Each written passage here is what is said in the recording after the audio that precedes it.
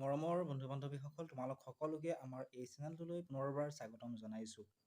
আজি দুদিনমানৰ পৰা যেতিয়াই হোৱাটছআপৰ ষ্টেটাছ মই চাওঁ তেতিয়াই এনেকুৱা ধৰণৰ দেখিবলৈ পাওঁ অসমীয়া আৰু ইংৰাজীত। অসমীয়াত লিখা আছে চোৱা নোটছ, আৰক্ষীয়ে বিনামূলীয়া ভ্ৰমণ আঁচনি আৰম্ভ কৰিছে। তো যিকোনো মহিলাই অকলে থাকি ঘৰলৈ যাবলৈ গাড়ী বিচাৰি নাপালে নিশা 10 বজাৰ পৰা পুৱা 6 বজাৰ ভিতৰত আৰক্ষীৰ হেল্পলাইন নম্বৰ আৰু বাহনৰ অনুৰোধ কৰিব পাৰিব।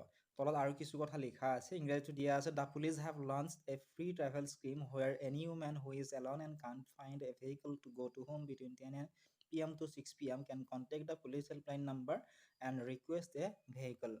তো এই যিটো নোটছ বা এই যিটো নটিছখন তোমালোকেও নিশ্চয় শ্বেয়াৰ কৰিছা, কিন্তু শ্বেয়াৰ কৰাৰ আগত এবাৰো তোমালোকে ভাবি চোৱা নাই যে এইটো সঁচা নে মিছা।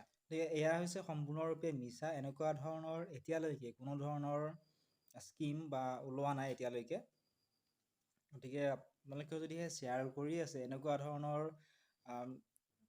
ফেক নিউজবিলাক কেতিয়াও শ্বেয়াৰ নকৰিব, কাৰণ কোনোবাই যদি কেতিয়াবা বিপদত পৰে তথাপিও এই নাম্বাৰকেইটাত কল কৰে তেতিয়া তেওঁলোকে হয়তো হেল্প নাপাবও পাৰে, কাৰণ এয়া ফেক হয়, এয়া কোনো ভেৰিফাইড নহয়। এতিয়ালৈকে ভেৰিফাইড পেজৰ পৰা এইটো আপলোড কেতিয়াও হোৱা নাই, তোমালোকে চাব পাৰা, বা অসম আৰক্ষীৰ যে পেজ আছে তাতো এনেকুৱা ধৰণৰ কোনো আপলোড কৰা নাই। গতিকে এনেকুৱা ধৰণৰ যিকোনো নিউজ শ্বেয়াৰ কৰাৰ আগত আপোনালোকে সেই নিউজটো সঁচা নে মিছা ভালদৰে চাব, কাৰণ আপোনালোকে শ্বেয়াৰ কৰা যিকোনো এটা এনেকুৱা ধৰণৰ ফেক নিউজৰ দ্বাৰা কাৰোবাৰ ক্ষতি হ'ব পাৰে। গতিকে এয়া একেবাৰে ফেক হয়, আপোনালোকে এনেকুৱা ধৰণৰ কেতিয়াও শ্বেয়াৰ নকৰিব।